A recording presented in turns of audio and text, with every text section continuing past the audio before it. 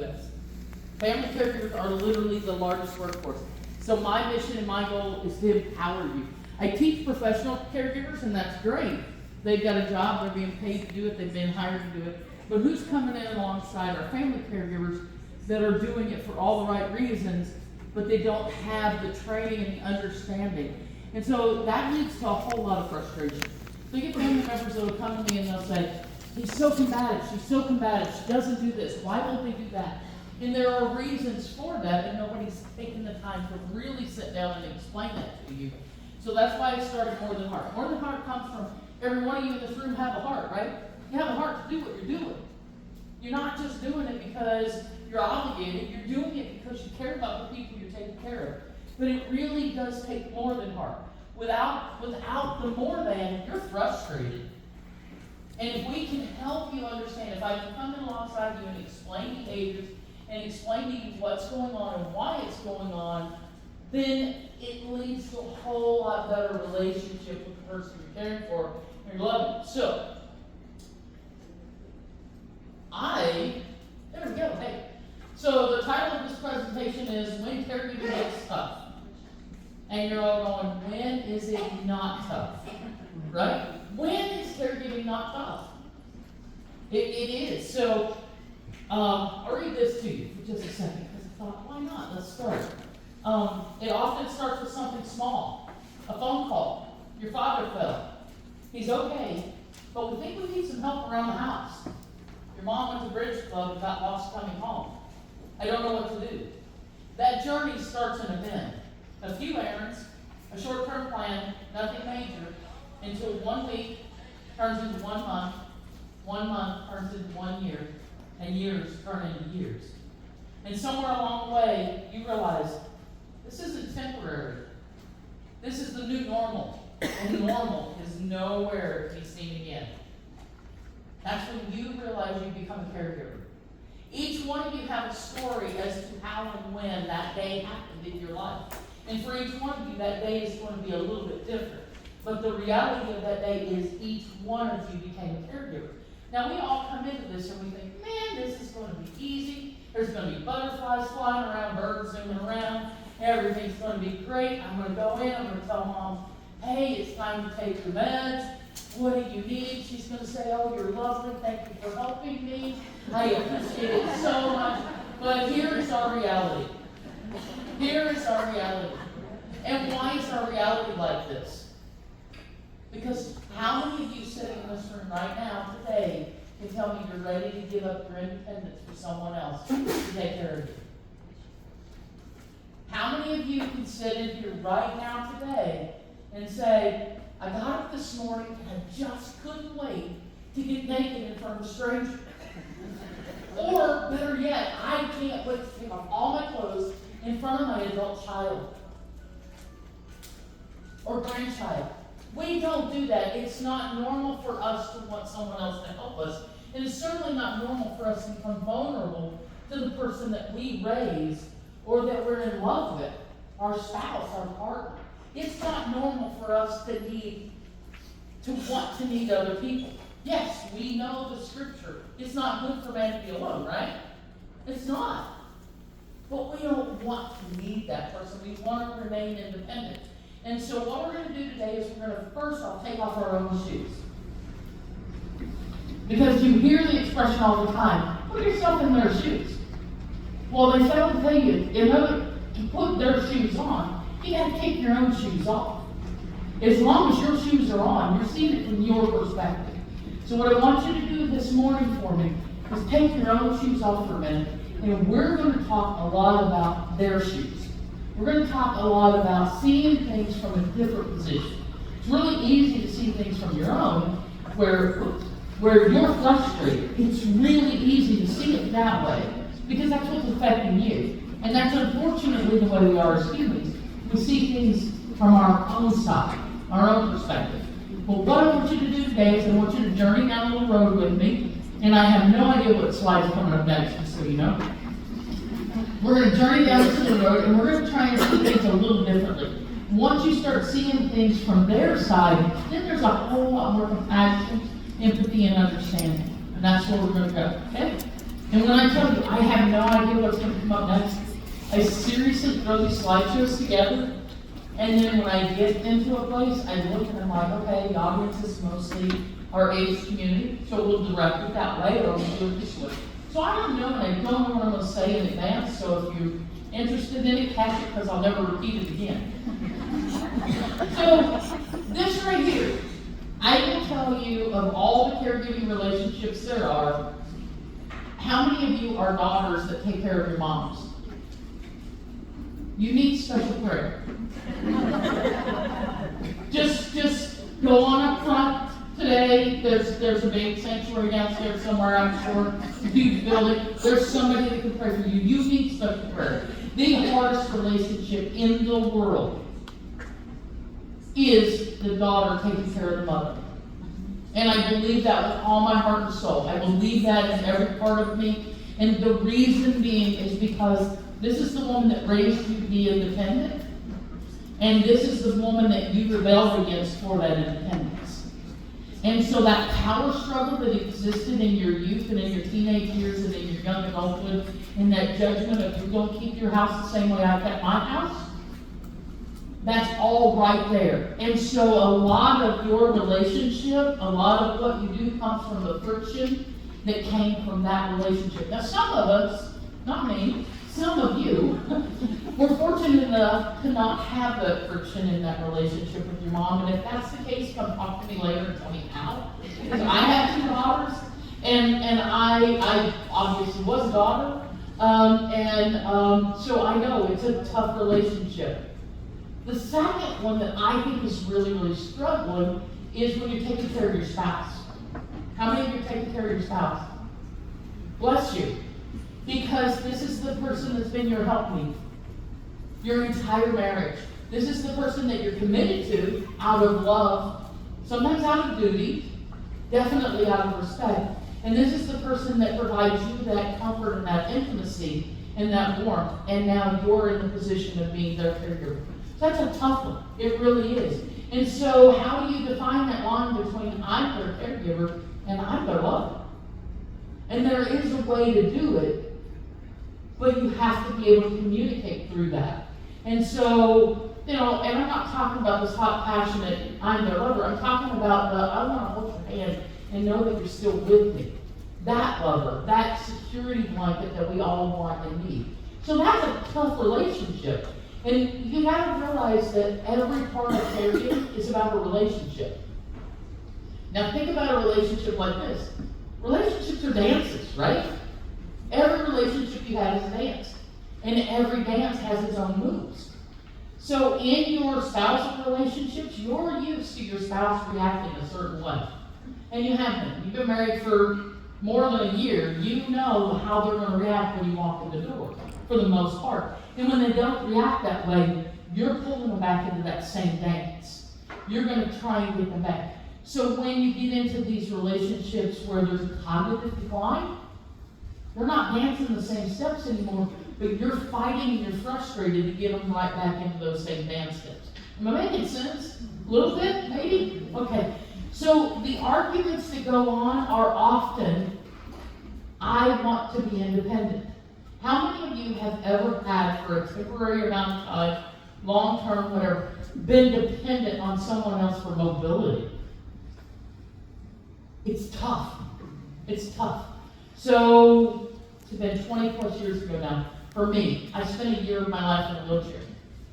Most humbling experience of my life was to have my then husband and my small children helping me ambulate. It was super humbling. It was super hard for me because you can't tell I'm pretty independent and I'm pretty strong-willed. So to have somebody have to do that for me, this was what happened. And it wasn't because I didn't want their help. It was I didn't want to need their help. Does that make sense? So I wanted my ex-husband to take out the trash and do all those things that we all want them to do, right? But I didn't want to need him to do that. I still wanted to have my own independence, my own ability. So what you're fighting with oftentimes as that caregiver, with that spouse, with that parent, with that grandparent, with that person, is you're fighting against their preservation. They're doing everything in their power to preserve as much of them as they can. So you think about it like this. If I was to ask you, who are you? What's your answer going to be? You can answer. It wasn't rhetorical. Who are you? I put her on the spot. So for me, I'm going to say I'm a gerontologist. I'm a mom. I'm a grandmother. I'm a mammy. I have 10 grandbabies. I'm going to tell you not who I am, what I do. Think about this. Every one of us identify with our purpose. Every one of us identify with what we do, not who we are.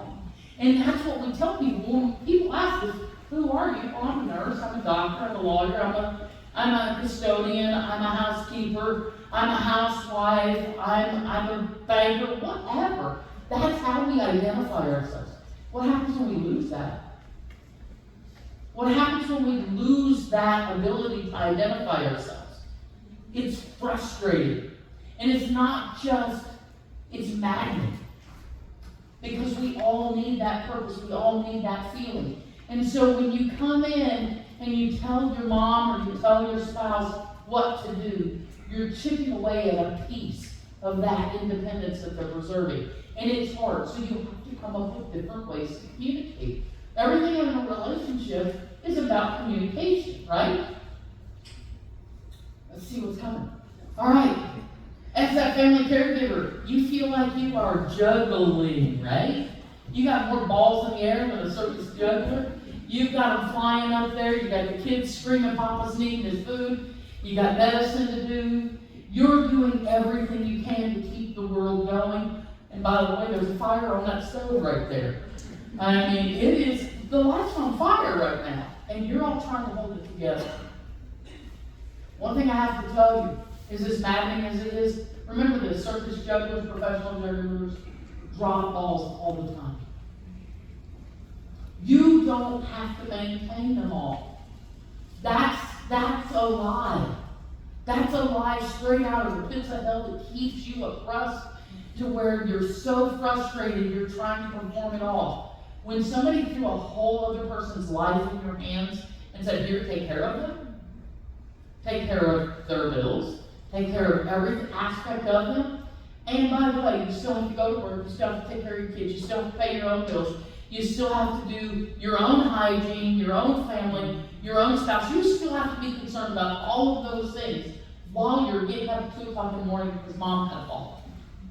You're still having to do it all. So, we heard that terminology, activities of daily living, right? For caregivers, that's what we take care of. We take care of the ADLs, activities of daily living. Well, I have a twist on that term. It is no longer activities of daily living. It's all day long, it's something. You're feeling it, right? You're feeling that. ADL, all day long, it's something. It doesn't matter. You're either minding of meds, you're having to do feed assist, you're having to do ambulation and walking, bathing assistant. Oh my gosh, is that not a topic I want to tell you? You are now worrying about who's going to pay their bill, how to pay their bills, who's going to pay your own bills. There is so much going on in your life. You feel like that circus juggler. I'm telling you, drop some of the balls. Drop the balls of perfection. Doesn't matter if you're cooking for them, meal at home. And it's okay if they're eating Hot Pockets, as long as they're eating. Okay? We've got this mindset that we have to do everything so perfect and so right. And we don't. We don't. You're killing yourselves trying to keep up with an image of who your mom wanted you to be. And who you thought you had to be to impress her. And that is the reason why that relationship is so hard. Because you're trying so hard to still impress. They're impressed. I promise you. I spent my life trying to impress my mom. And I spent her death impressing her. I'm telling you. It might have taken her to get all the way to there for me to go, she really does see me for me. But it did. It happened. And all I did was show up. Just showing up sometimes is all people need. Yeah, they need these all day long. But sometimes it's just showing up that makes it more important than anything else. That's the whole, who's going to pay your bills? How many of you are still working full time while you're trying to do this? It's tough. It's tough. How many of you are missing work while you're trying to do this because of this? Yeah. You know, it is one of the leading causes of absenteeism in the workforce today is caregiving. Family caregiver. It is really one of the leading causes. It's one of the leading causes of employees turning down promotions or actually leaving their jobs is because of their obligation to take care of their own family members. And FMLA is very frustrating. Oh. And confusing, and for me, you're put on a whole different pay system because you kind of take time off to take care of your family member, and now your pay is not what it was, and now you can't pay your bills on time, and your credit gets messed up. Yep. So she's saying a very big truth. FMLA, Family Medical Leave Act, while it will help support, how many of you can live on 70% of what you make? 60%. I don't know about you guys, but I need every penny that rolls through the door. It's got a responsibility. It's got a place to roll right back through and out. I get to see how it goes on its way by. And so when somebody takes the pennies and they don't roll every day and they roll every 3 days, there's a couple people on the other side that are waiting. And so she's right. This FMLA, so what we're having to do, and this is something that I'm really pushing for, is to get employers on board to help support more. If you can pay a gym membership, help me out. If you can pay a gym membership for the guy that wants to go get buff, and that's great, I'm all for help. But then let's start supporting the workforce that is missing work because of this. And so that's something that I'm hoping to work on. You know, how many of you sit at work or you're at home trying to take care of things and that phone's constantly ringing? And now it's the 27th time that mom's called to ask you what's for dinner tonight, and you told her every time. So what do you end up doing? You end up answering her not out of love and compassion, not out of an understanding that she has brain damage, so she doesn't remember that she called her 26 other times. For her, this is the first time she's picked up the phone today. For you, you're ready to throw the phone out the window. So you're answering the phone. Mom, what do you want? Well, how do you react when somebody talks to you like that? How do you react when somebody corrects you? You correct me, you're going to get a defense. I'm sorry, it's going to happen. Even if I know I'm wrong, right? We don't like to be corrected. We're inherently, we don't want to be corrected. So when we're doing it to our loved ones, we're putting them on the defense. When we correct our loved ones, we're putting them on the defense. So how do we communicate? So I'm going to go back to that and get there. We're going to wrap it in. I hope. One of the things you have to do is you have to stop. You have to back up. You have to listen to them. You have to hear what's being said, not just the words coming out of their mouth. Yeah, I don't care if you do that way. Do you care how things are done in your own house? Do you have a preference on how things are done in your home? Of course you do. So I come in and I do this every time that I hire somebody. I ask them this question. If you come into my home and you do everything your way, who are you serving? Yourselves. If you come into my home and you do it your way, you're literally serving yourself. You're doing a task. You come into my home, do it my way. That's how you take care of me. And that is one of the hardest things for us to learn, and that's one of the hardest things for us as caregivers to do, is to come in and do it the way they want it done. Because the way they want it done doesn't make sense. Why do I have to fold the towels that way? And how the heck do you fold a fitted sheet? That's just a question that will plague me for the rest of eternity. It's, no joke, my mom. So I was born and raised in Kentucky, moved to Southern California 25 years ago. My mom passed away in 2019. I was a long distance caregiver. I lived in California, took care of her in Kentucky. Talk about a challenge. I'd fly in 1 week a month. I was fortunate. I know I was blessed that I was able to do that. I could go in 1 week a month and spend the week with her, take care of her. I could work from her house because they own my company. And I could do all the administrative stuff while I was there. So it worked out. I would get there and she would immediately start complaining about my sister. Lots to complain about there, not gonna lie. She would immediately complain about my sister. And it would be, she just doesn't do things right. What doesn't she do, Mom? She doesn't move the couch when she vacuums. Okay, now I don't know about you all, but I grew up in a house where you could eat soup out of the toilet. I mean, seriously, if the bowls were all broke for some stupid reason, we could have doubled that toilet out. It was that clean. And so my mom, when you vacuumed, you had to move the couch. You had to vacuum under, because she had animals, and there's an animal that grows under there every time. Well, my sister wouldn't do it. She refused to. So my mom inherently got mad at her, right?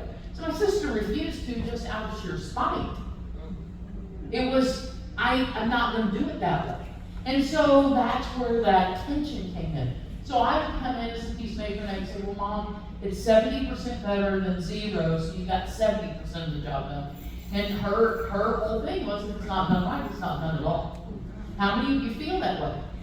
Okay, so when you go into these homes where Mom was like my mom, you know, the first thing I did when I rolled in the door, and I would fly in, I would show up, I would go in, the first thing, my mom was nocturnal, literally.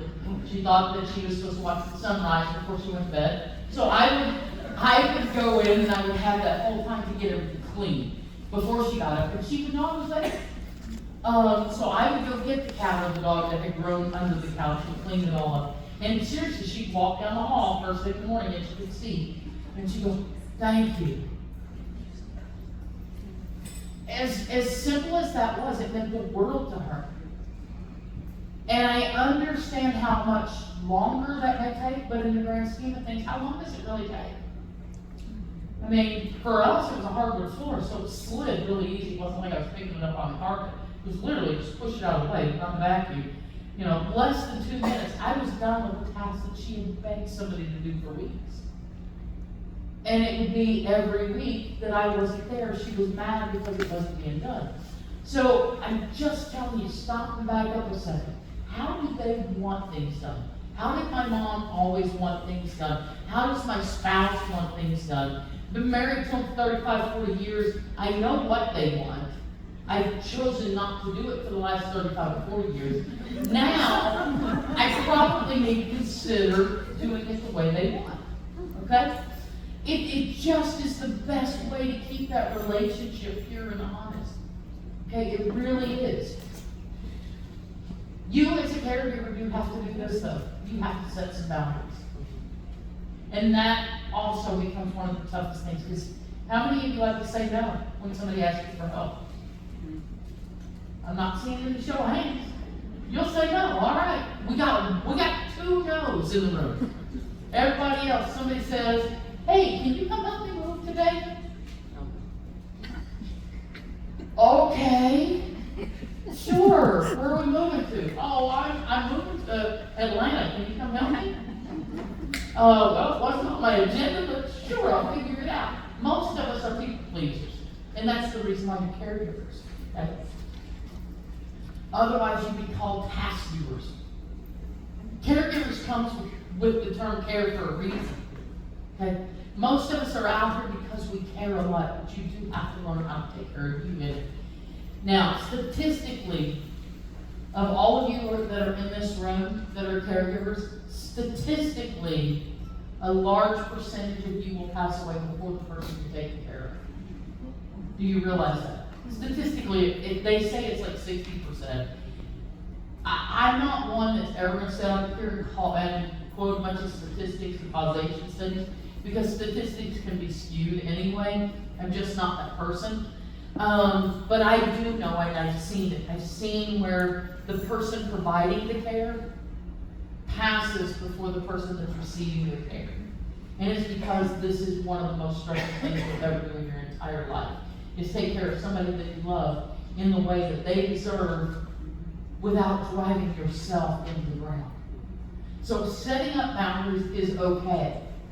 Mom, I can't move back from California. Why not? You own the daggone company. Only she didn't say daggone.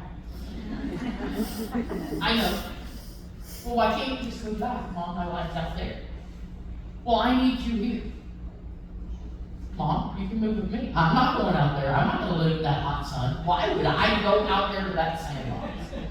Well, I don't know. But that's our choices. I can come in 1 week a month. I can be on the phone with you a lot. I can help you as much as possible. I can hire a caregiver. Nope. Not going to let somebody, no strangers coming in here. Okay? These are choices you now get to make, but when you make them, my mom didn't have a cognitive decline, so that's a totally different animal. These are choices you as a cognizant adult get to make. And you're going to have to deal with the consequences of that. You're going to have to deal with 70% done when it's my sister doing it versus the paid caregiver because you don't want them to come in and do it. Okay? So you have to give them back some responsibility. They're adults. Please understand this. Okay? How many of you fight with, and this is kind of one of those topics that can take us into another realm of world. How many of you fight with your loved ones over the bad decisions that they continue to make that impact the amount of work that you have to do? And you're constantly frustrated. Why do you keep eating that? Your blood sugar's 480 and you just had a banana split. Why won't you get up and go for a walk? The more you ambulate, the better you feel. Why won't you do this? Why won't you live my life in your body? Ooh. Ouch. Why won't you make the decisions I would make for me while you're living in your own body? They're not going to. My mom died of lung disease. I was born and raised on a tobacco farm in Kentucky. She supported the family enterprise for many, many years, up to 3 packs a day for so long. She died of lung disease. My mom would still be with me today had she not smoked. She would. Had she quit when she had a heart attack in '06, she would still be with me. But my mom chose to live her life on her terms. How many of you ever heard the song "I Did It My Way"? Okay. How many of you want to give up your vices and your bad habits and your eating habits and your way of doing things because somebody else thinks it's going to be better for you? If that was the case, every one of us would be cashing in on those gym memberships, right? If that was the case, we would all be living our lives a little bit differently. We're not going to live our lives for someone else. And when you get older, you do not lose the right to live your own life on your own terms for the rest of your life. The problem that we have when we come in as a caregiver is we come in with the knowledge of being a parent. Okay? So when I parented my children, I wanted to teach them the right way to do things, and the right way was always going to be my way. Still is. My way is the right way, right? Okay? You're feeling me? So I would teach my kids how to do things right. And I would tell them what I wanted them to do. Right? You're hearing me. Okay. And they rebelled against it when they became teenagers. They rebelled against it when they became 2-year-olds, actually. That's when it starts. That I want to do it my way. I'm going to wear my stripes and my other stripes this way, or my plaid, or whatever. They're going to do it their way. Okay? That's who we are. But now we roll in the door, mom, dad, grandma, grandpa, honey, needs help. And we roll in the door and we think that we're going to change them from wanting to do it their way to being accepting of doing it our way. We think that we're going to be able to take somebody never went for a walk. Just wasn't their thing. They weren't a hiker. And we're going to get them to go out and go for a walk in the evening and walk a mile around the block a couple times. Because it's healthy. If you move, you're going to get lymph fluids moving. If you move, your heart's going to be healthier. Because it's healthy, Mom, I want you to do this. Come on, let's go for a walk. She's happy in front of the TV watching the Game Show Network. She's totally content. You're the one that's struggling with the fact that she's that she is living her life on her terms. That's what's wrong. Do you hear me? Is this making any sense at all? Okay. So we spend so much of our energy fighting to change them. When I raised my kids, I raised them up and I corrected them to teach them. You don't have to teach an adult that's already lived most of their life. We're not there to teach them. We're not there to correct them. We're there to support them. And sometimes we have to support bad decisions. To the point, I lit my mom's last cigarette literally minutes before she died. Now, there's a real good reason. The story goes, as she's on 10 liters of oxygen, I want a cigarette. I said, give me a second. You give me a cigarette right now, or I'll scratch your eyes out. Mom, let me turn off the concentrator so the rest of us don't join you on your journey today. I lit a cigarette, I gave it to her, she took 2 draws off of it, she handed it back to me, she thanked me. I turned her oxygen back on. Did my mom lose a millisecond of her life over that cigarette? Maybe. Was she happy? Absolutely. Absolutely. Was it a bad decision? At that point, the damage had already been done. If you're dealing with somebody that's diabetic and they want pie for dinner, and everything about you knows that you don't want their blood sugar to go up, the damage is probably already done, folks. You're not going to change it by taking away what got them in the place that they're in right now.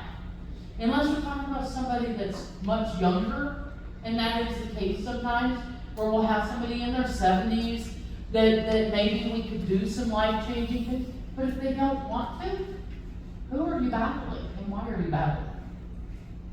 Because you're just honestly frustrating yourself, frustrating them, and putting tension in a relationship that has a time clock on it. So accept that your loved ones are making decisions sometimes that aren't for your good. So we have this whole thing that goes on.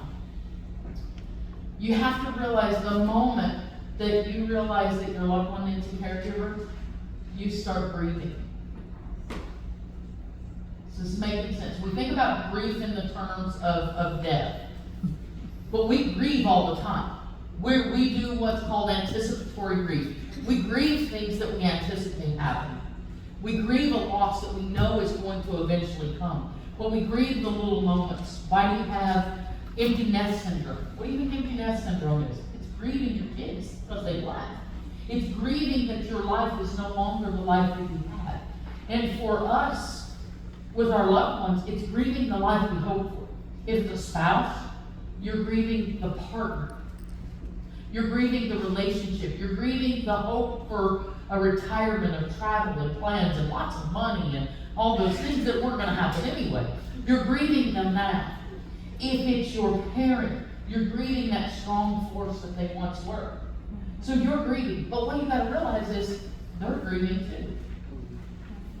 They're grieving for themselves without ever realizing it. You get a bad diagnosis, I can guarantee you there's moments in that diagnosis that you're just ticked.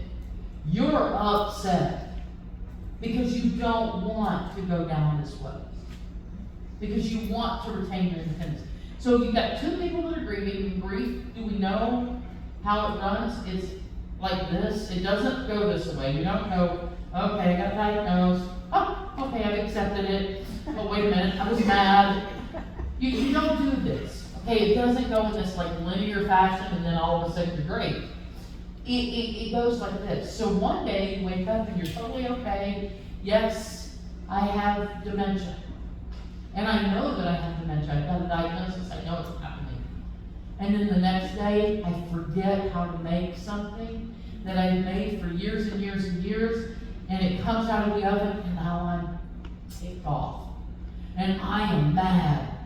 And you come walking in the room looking at it going, Mom, what did you do? That looks weird. And you get all the frustration of I can no longer control my life. And you have no idea why you're getting it. So you recognizing that they're in the midst of a grief process while you're also grieving the person that they were, can change all the dynamics. Is this helpful at all? All right, we'll see what's coming up next.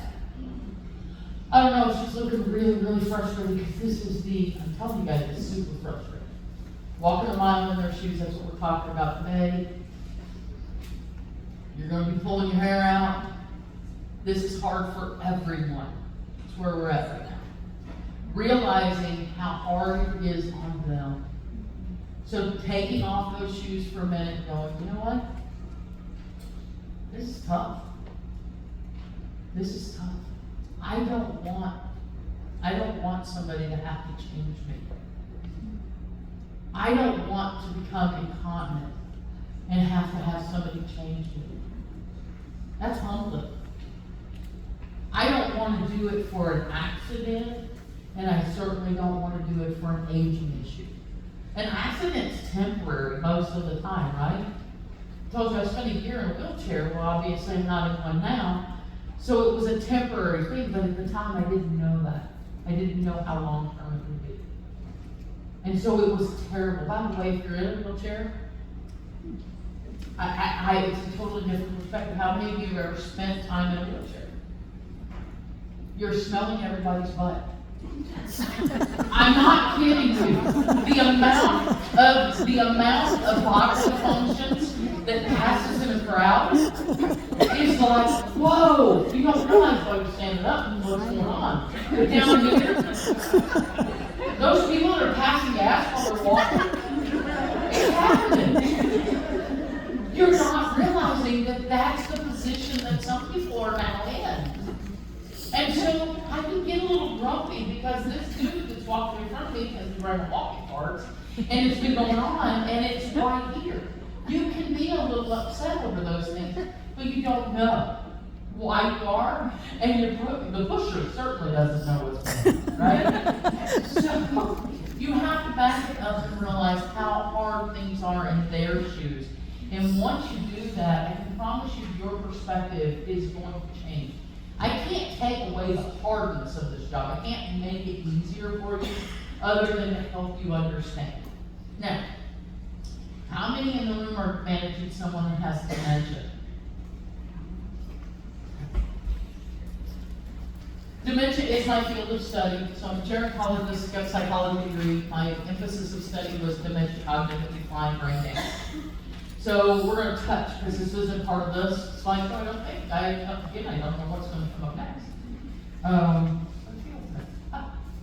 That's fun. So dementia's tough.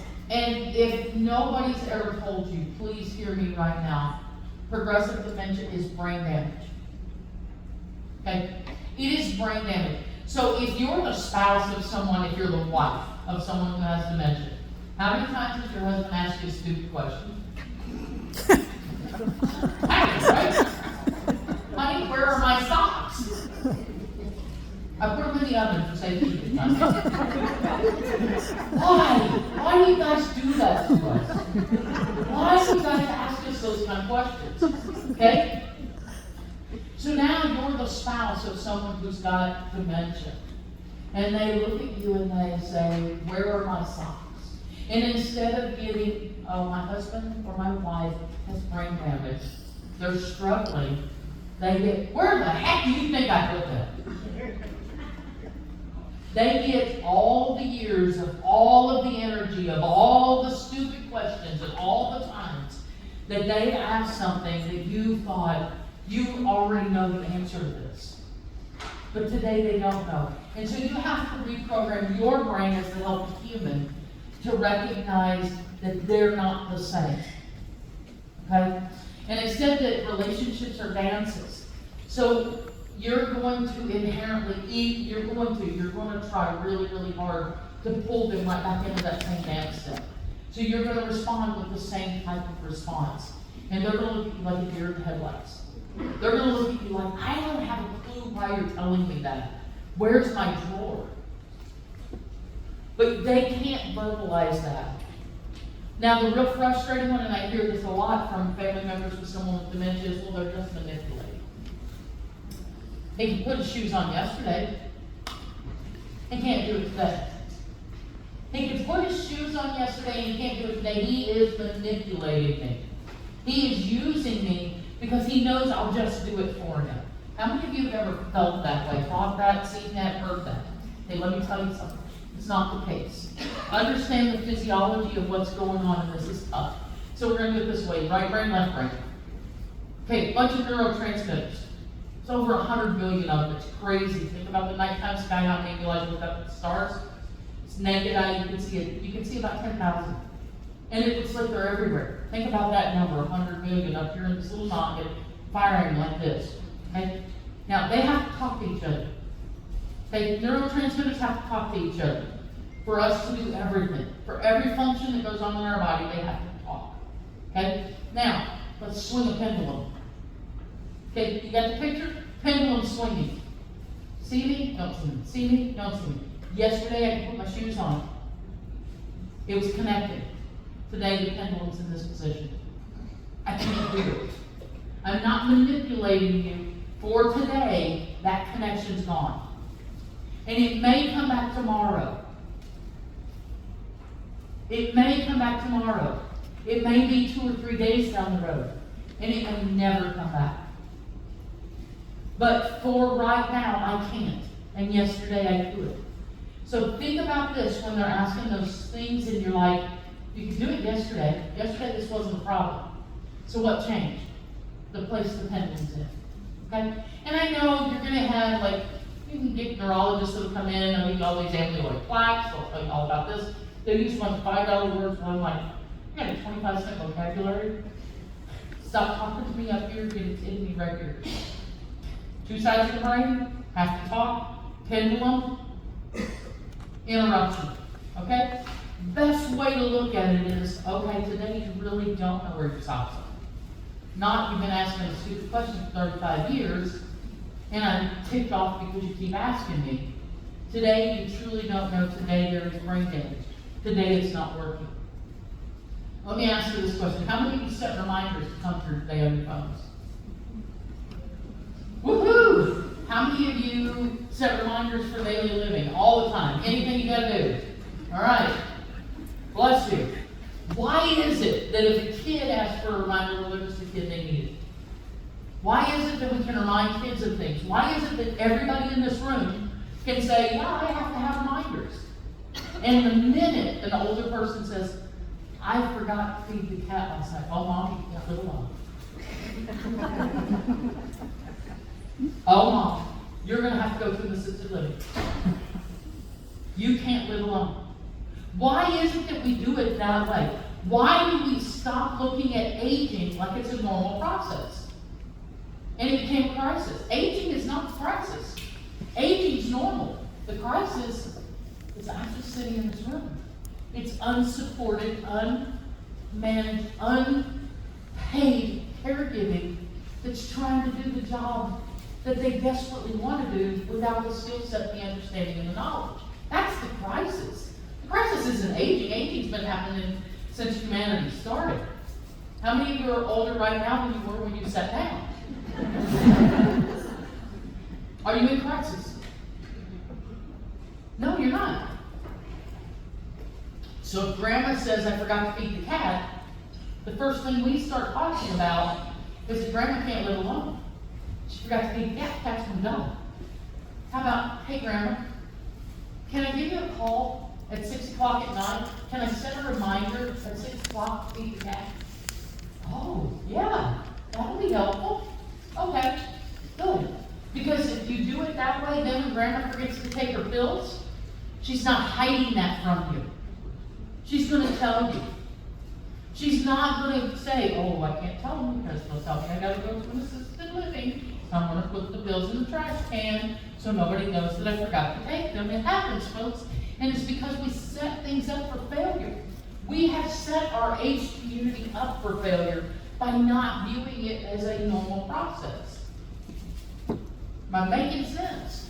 If we view it as normal, if we view it and we see them as humans, human always, you never age out of being a human being, right? No matter what goes on, you're always going to be a human being. You're never too young, you're never too white, you're never too black, you're never too poor. You're never too old. You're human beings, always. And so when we stop viewing just normal human things as a crisis, and we accept it, then we give that room for communication. You know, they say that family members wait for 6 to 7 red flags before they intervene on their loved one's life. 6 to 7 red flags. Let's think about this. That means there was 6 or 7 falls, 6 or 7 missed meds, 6 or 7 times that something happened that could have been catastrophic. That's what a red flag is. 6 or 7 times. Now, they say that family members wait. That's what the statistic is, and I hate statistics, remember that. Is that 6 or 7 times, we're going to sit back and go, well, it's been 5, let's wait for the next fall, and then I'll intervene. No, we're not doing that. Here's what I think happens. I love that people like to throw that guilt over onto you guys. It's not your ultimate own. Here's what I think happens. The first 5 falls, you don't know a darn thing about. You probably don't know about the first 8 to 10. They're not telling you, and why aren't they telling you? They don't want to lose their independence. They're afraid that the first thing you're going to do is say, you can't be alone anymore. They're afraid that the first thing you're going to do is you have to move to an assisted living. You need a caregiver. Well, I really just tripped. My gosh, if y'all were in the, wherever that room is where the vendors are all set up this morning, you would have watched me trip. I did it gracefully right over a wheelchair. Then I parked there. And I got there and went down. Now, is that red flag number 1 or is that red flag number 15? And who's going to intervene and tell me that I can't walk on my own anymore? Do you see what I'm saying? Do you see the pressure that we put off on them and on ourselves? So then if I'm afraid all the time that you're going to sweep in, you're going to take things away from me, and you're going to take away the only thing that I hold dear, which is the tiny little bit of independence that I have, I'm not going to tell you when I falter. But if we open up the line of communication and we say, hey, I understand things are going to happen. This is normal. I'm forgetful. I'm writing things down more. I'm doing things differently. I'm walking different. If we look at it and we view it as normal, then guess what? They're not afraid to talk to us. And if they're not afraid to talk to us and the door of communication's open, then we're getting along a whole heck of a lot better, right? So if they're setting reminders, it's totally okay. They're allowed to. Losing purpose is our biggest fear. Losing our own purpose is our biggest fear, because then all we're going to do is sit around and watch the clock. How many of you are ready for that? So don't impress that upon someone unless that is something that has to happen. Don't take what Father Time takes enough from us. He takes our vision, he takes our hair color, he takes our pretty skin. He does. He takes our bodies. Father Time removes enough from us. So our job is to come in and assist, not to take. And that is probably one of the toughest things. We go in as parents to parent our own parents. How many of you have ever heard that expression? Once a man, twice a child.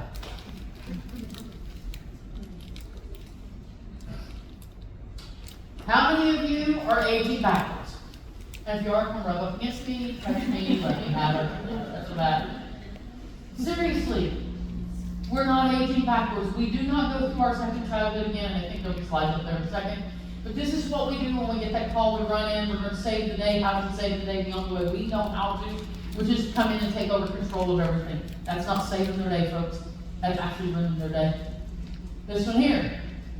This is the only time in the history of the world that we will stand in front of a microwave oven and scream, hurry.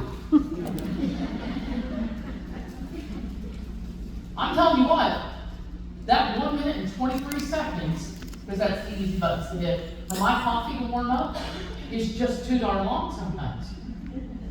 And we do. And who's not in a hurry? Our aged community. Who's not walking fast? Our aged community. Who's not doing things fast? Our aged community. Whose time clock doesn't work like ours does?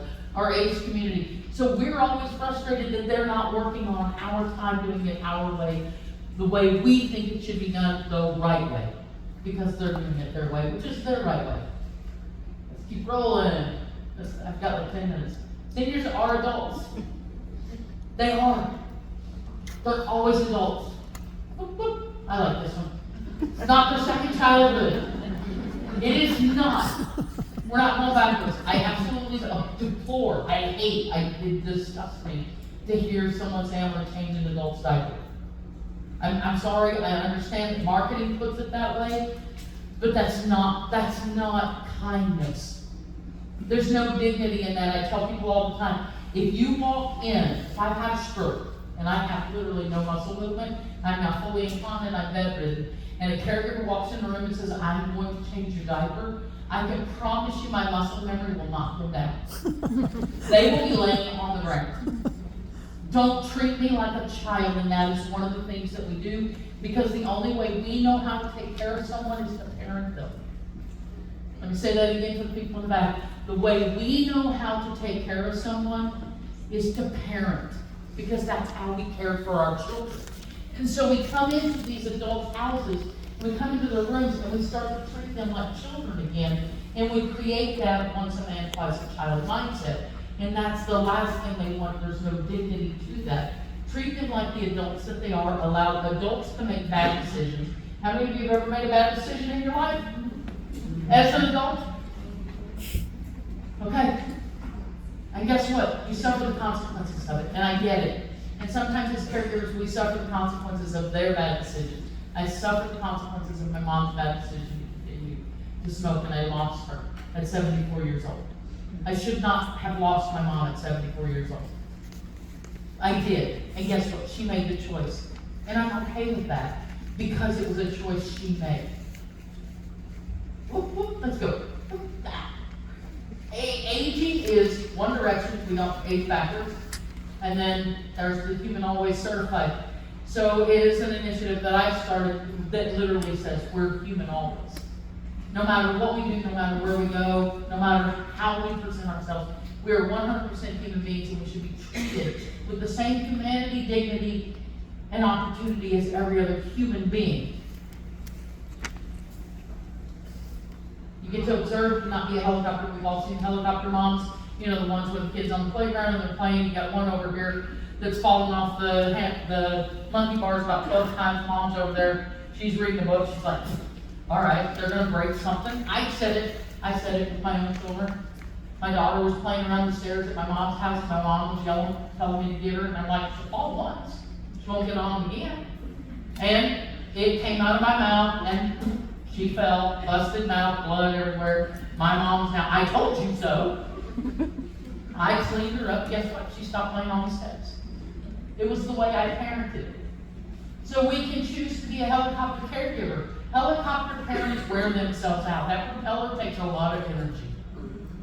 Okay? Flying around and being in control of everything takes a lot of energy. Talk to them, not about them. No matter where you're at in this stage of the game, cognitive decline or not, talk to your loved ones. Not just about them. We love to do this. We love to get with our siblings. If your siblings are in the picture, they're probably not. They're probably on vacation while you're taking on the burden and all of the job and doing everything yourself. But they may be there. And you'll go and you'll talk to them. Well, mom can't live alone anymore. Dad can't live alone anymore. Grandma or grandpa's got to go to assisted living. So you're talking about them. Talk to them. Mom, what would you like? Never, ever, ever, ever, ever, ever, ever, ever, ever, ever make the promise, I will never put you in a nursing home. Please. I'm sure somebody in here, and I'm going to ask you for that show of hands, has said that. I will never put you in a home. Please don't do that to them or to yourselves. Those commitments are hard to not break.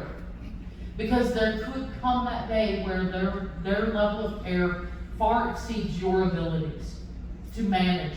And that is why we end up with more caregivers passing than we do the people we're caring for. Because we're stressing ourselves, trying to put ourselves in a position to do something that we're not able to do. Even if we had the training, we're physically not able to do. Some of us physically aren't able to do turns, and I can teach turns and things to people, for great big people that are 3 times your size and a little bitty drink of water can do it. It's just in the way you handle it. But I'm telling you, there can be times where you're just physically not able, emotionally not able to manage. And so don't make those blanket promises. Mom, I know you want to stay in your home. I will do everything I can to support you and help you. If that day comes, where's the community you would be most happy in? I know you prefer your home, but where would you be most happy? Can we go look at a few of them so we can narrow it down and you've had some input? That's a good way to approach that. All right. Everybody likes to tell caregivers, oh, take time. Take time. Take time for yourself. Don't forget, this is stressful. 60% or whatever the statistic is of you will pass away before your loved ones.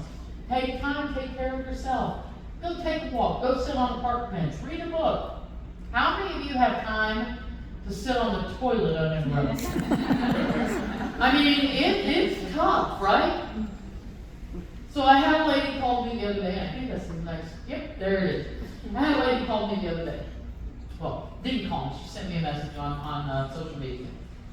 And she's got a handicapped adult son. Her husband has stage 4 cancer, metastasized, not doing well. Her dad had a stroke and her mom has Alzheimer's.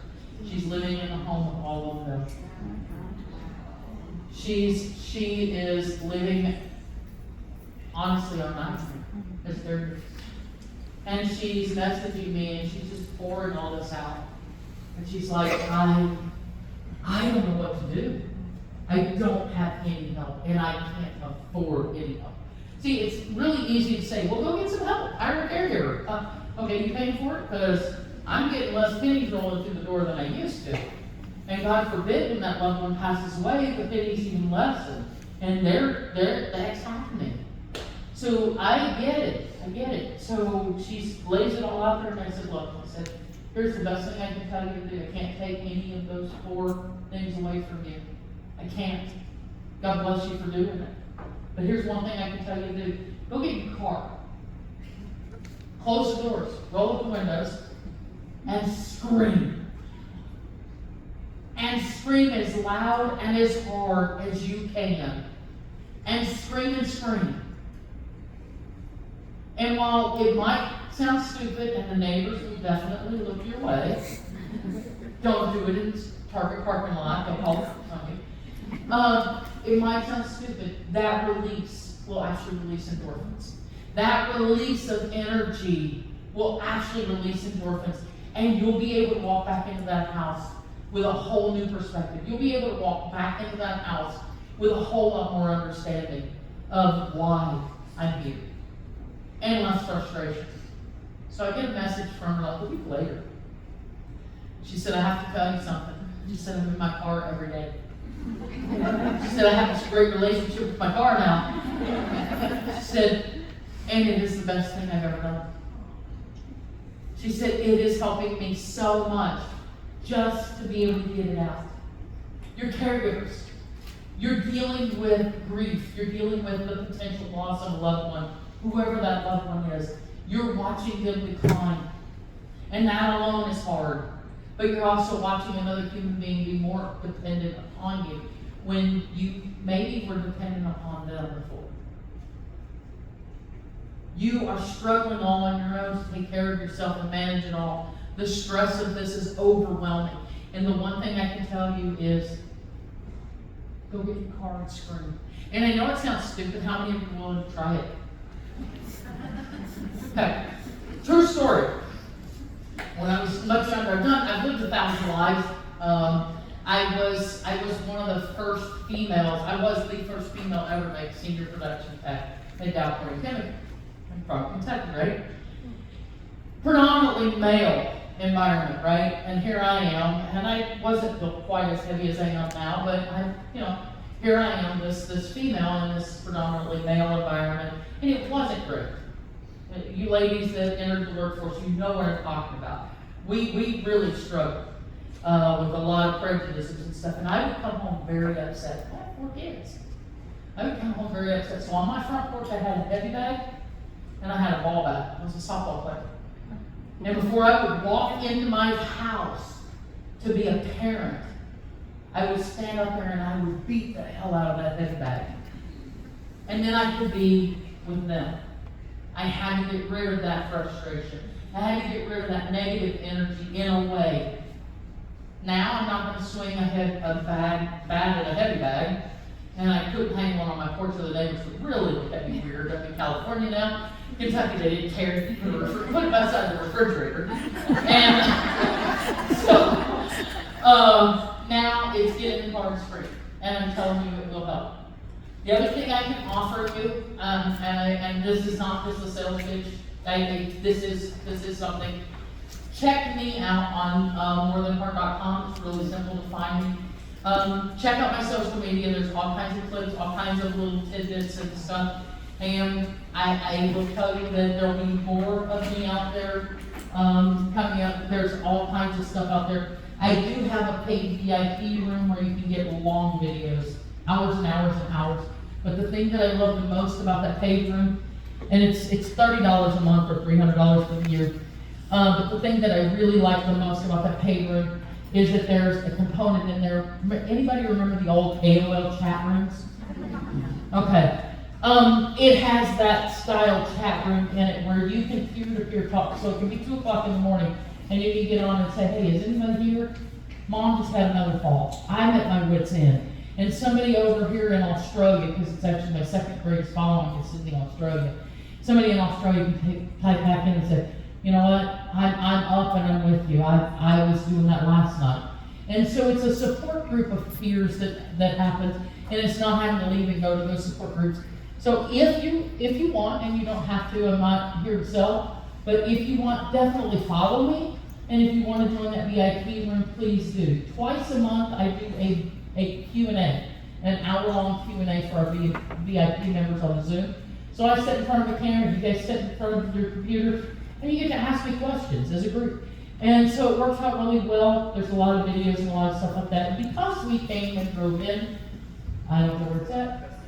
Oh, the last slide's gone? Okay. So there is a coupon code that gives you $100 off on the annual membership if you want, and it's just OK100. So if you put that coupon code in, it's good for this entire month. OK for Oklahoma, you get $100 off if you want that annual membership. And if not, it's okay, no big deal. But that's twice a month. You could sit in the room and chat with me. I don't know anybody that wants to do that. Does anybody, before I have 1 minute left, I'm so sorry, have a question? Go. What social media are you on? If you go to the website, which is the easiest way to tell you, More Than Heart, it'll get you to all the social media. I'm on every one of them. Instagram, TikTok, Facebook, YouTube, I don't know, others. I don't manage my own social media because I don't know how to use a computer well. But yeah, go to the website there and you'll find all the social media. You'll get all the clips and all the reels and everything. Click a follow. I like having followers. And then just come along. We do have the books that I have. So the one that I read from is Bend in the Road, the Caregiver Journal and Workbook. And then for When I'm No Longer, Will You Please, that's the, hey guys, I'm in the hospital and my electric's off when I get home. How do you pay that? And then the Care and Feeding Instructions to Me. This one came about because I left, I had 3 dogs. Guess what? There's a list about as long as from that wall to that wall on how to take care of my dogs. Sorry. They're pretty important to me. And so if I'm telling you how to treat my dogs and when to treat my dogs and what treats my dogs can have, and when they can go out and when they have to go in and where their bedtime is, and how you tuck them in and how you groom them and all the other things that you have to do, why am I not telling you how to take care of me? So I've worked a lot in the field as caregiver before I started my own company and actually after I started it. And I had a lady that I was taking care of. I was a night shift caregiver for. I owned the company, but I was working the night shifts. And she got up the next morning and she wanted her coffee, but she couldn't remember how she wanted her coffee. And I didn't know how she wants her coffee. Nobody had told me. And I have to tell you that for me, that moment standing there was devastating, because my coffee's darn important, and how it tastes that first sip can either make or break my day. You know what I'm talking about, and I couldn't fix it right for her because I didn't know. So I put this together, which is the care feeding instructions of me. How do I want my coffee? When I can no longer communicate something, it does not mean that my preferences do not matter. It just means I can't communicate it any longer.